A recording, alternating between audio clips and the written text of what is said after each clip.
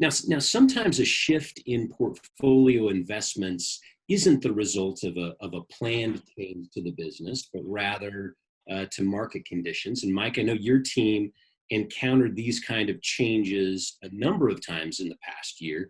Can you talk about your experience of transitioning the location of some of your manufacturing operations? Absolutely.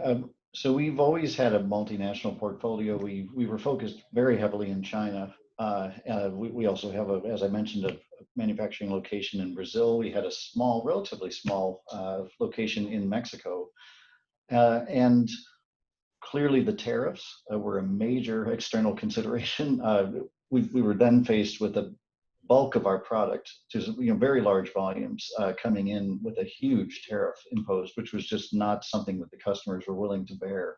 And so we had to sort of get an action team together and make a very, very rapid adjustment. And what that involved was expanding the Mexican facility significantly in a very short period of time, starting off with what we call knockdown kits, or taking the component sets and then sending them over to Mexico in the short term, but then starting to lay the groundwork for building up infrastructure and some engineering capability that wasn't present previously in Mexico then in that location. So drawing from some of our resources in China.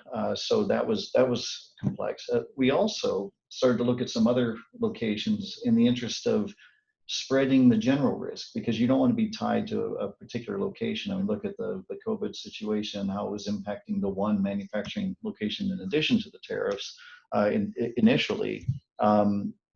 So we also started looking at the Philippines, and that didn't go quite as smoothly as we would have liked. But what we've settled on now, and we're really putting heavy resource into, is Vietnam, establishing a presence in Vietnam as well. So we're basically changing the mix somewhat. Still quite a bit of manufacturing in China, but not entirely. And then we're obviously serving different markets.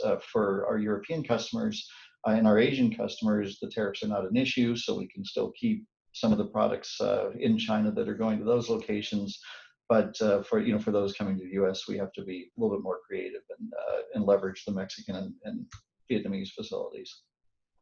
That seems remarkably fast. What kind of a reaction have you gotten from executive team, customers, and so forth with the work you've been doing on that? They've been quite pleased. We have been, I'm not trying to put an ad for our company, but our customers generally consider us to be fairly agile, as a company. We tend to respond very, very rapidly. When they report concerns, we tend to smother them. So we're very aggressive. We're not sort of stodgy and getting stuck in our, saying we'll just take it as we presented. We really, really try to please our customers. And so that's, we're used to sort of having to establish action teams and drive things. We do have a fairly strong program management organization, which helps to drive the departments are used to following.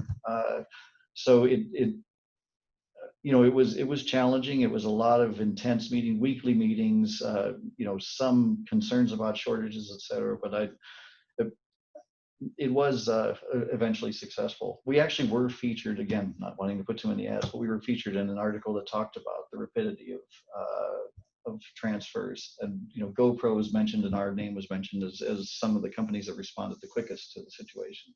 So brilliant, and I love that you sort of harken back to a point that Ruth made. This idea of transitioning program management, the PMO, from this process police to a really customer service oriented organization.